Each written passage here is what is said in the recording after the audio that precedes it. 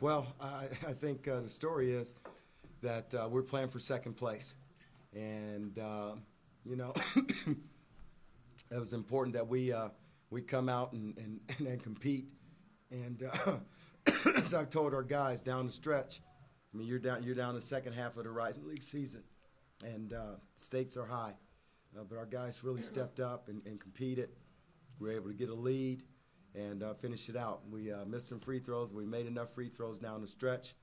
I think, you know, you look at Ray came out the first half and was really on fire, probably as hot as he's been all year. So it was good to see him shoot the ball like that. And then Nick Minerath. Nick is on a tear. His effort inside and out. We were able to get some post-ups, you know, with him because of their switching defense. Our guys did a good job. Fonnie did a great job of finishing and made it tough.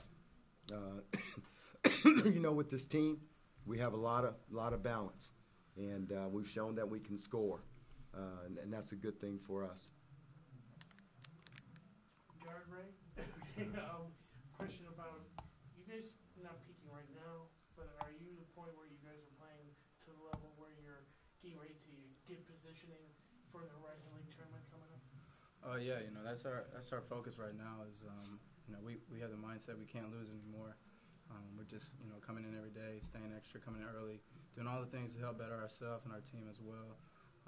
You know, like you said, we are trying to peak right now. You know, I don't think it's too early to peak. You know, we only have probably, I think, 6 or 7 more Horizon League games left. And for us, it's big to win all of them, and especially on the road, because our main goal is to try to host the tournament here and get back to the tournament. So, you know, we're just taking it one game at a time and just make sure we're staying really focused. Just feeling good today, Rick. I mean, your shot was falling. I mean, right corner, top of the key. You know, made some big baskets going to the basket. Just felt good. Yeah, definitely. Just been in the gym, staying in the gym. You know, just working on my shot, and my teammates did a great job. You know, finding me, getting me open shots, open looks. So that made it that much easier. And once I got the first one down, it just kind of got a little rhythm going, and I just kind of fed off of that. Coach, Juwan Howard seemed to struggle tonight, only 5 points in 29 minutes. What do you think was the cause of that? I think it was just one of those nights. I think that's the thing about this team. You know, Jason couldn't get anything going early, but he found a way to, you know, finish the game with 16 points and close it out with, you know, free throws and you know, and a big some big threes. So, you know, it's something that I'm not going to, you know, panic about because, you know, as we said, we've had 5 guys that have scored 18 points or more. And it's not going to be everybody's night, you know, in terms of scoring. But you can do other things. They were doing defensively, or just not? No, I mean, I think that we scored 88 points, you know, and you know, let me see how many assists we had. We had 15 assists, you know, which is a very respectable number. You know, like I said, some nights it's going to be Ray's night, some nights it's going to be Nick's night, it's going to be Juwan, Jason, you know, even Doug. We have 4 guys that have scored 25 points or more. And with Juwan, he scored 18 points in the game. I mean, that's 5 guys scoring 18 or more. So, you know, I think, you know, the balance was good, and he was just, you know, he was just on the short end in terms of points. But the most important thing was, you know, the win. And it was against a good team, a hot team. I mean, this team had won 4 straight and just beat Valpo. So, I mean, that's kind of what I look at. Okay. Ray, do you see the guys feeding off you out there? It seems to me that when you're playing well offensively, I mean, Nick's going to the glass. Obviously, you want to give him some shots too. Do you see the energy level pick up a little bit? I mean, yeah, I do. You know, I don't want this to come out the wrong way, but I think that when I go, the team goes. You know, that's something that I have to do and being a leader. At this time, I really have to step up and I have to be on my game every night, and I have to bring the energy and the intensity level, and so all the guys can follow.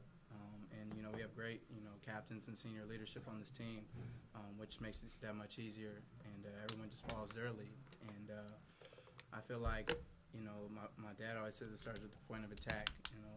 For me, pressuring the ball and then making the right play on offense and getting all my teammates involved. It really starts with me, and finishing out the rest of the season, I have to be on my game every night. Is that the job of the point guard, really, to get everybody involved? Right? Yeah. Job of the point guard, definitely get everyone involved, get them shots, know who's hot, find easy ways to get someone going if their shot's really not falling, and make the plays, make big plays when I have to. Look for my shot and make plays, defense and offensively. And when you're making your shot, that opens them up. Yeah, definitely. When I'm making my shot, I think it opens the floor for everyone else, and it makes it that much more easier for me to find the open guy. Coach, what was the difference in the game planning for tonight's game as compared to the first time? The first time you played them, you guys won by 40. You knew they were going to come in tonight inspired with a lot of adrenaline on that run. So what was the differential in the game plans between the first time and the second time around? Well, I think that they're a hot team. I mean, hottest team in the conference.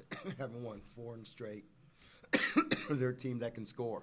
Just think about their momentum. I mean, they beat the team that's picked to win the conference at home, and they handled them. I mean, it was a 12-point win, and it was that way throughout the game. So they came here with confidence and playing well, and we knew it was going to be a tough game.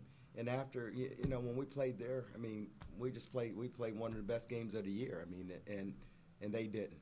And so I think that's pretty much the story. I mean, you had the hottest team in the league coming in, and proud of our guys.